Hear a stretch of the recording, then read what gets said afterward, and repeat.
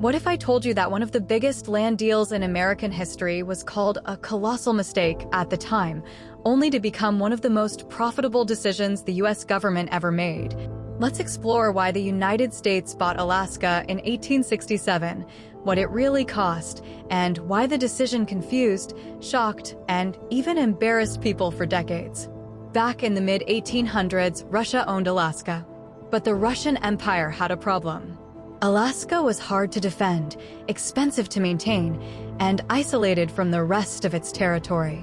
After losing the Crimean War in the 1850s and falling into financial strain, Russia began to see Alaska less as an asset and more as a burden.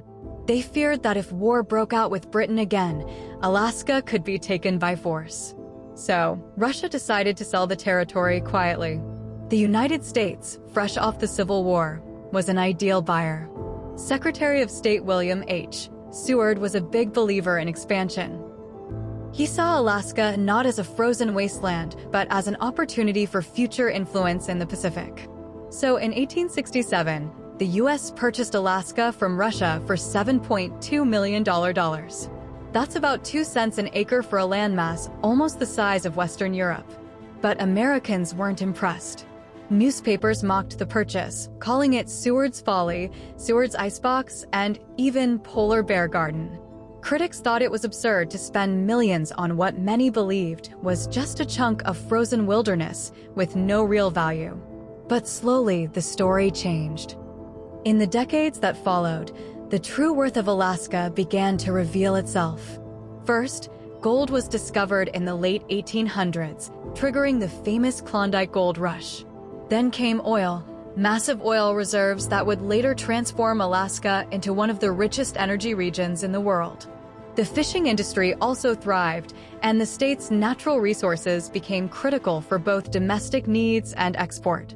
By the mid-20th century, what was once called a mistake had become a strategic and economic powerhouse. And beyond the resources, Alaska gave the U.S. a strong position in the Arctic and Pacific. During World War II and the Cold War, its location became critical for defense and surveillance. In 1959, Alaska officially became the 49th state of the United States. Today, it's a symbol of wild beauty, resource wealth, and a reminder that history sometimes takes a while to prove someone right. So why did the US buy Alaska? On paper, it looked like a gamble. But in hindsight, it was one of the smartest investments in American history. And that $7.2 million? Adjusted for inflation, that would be about $150 million today. Still a bargain for over 580,000 square miles of land.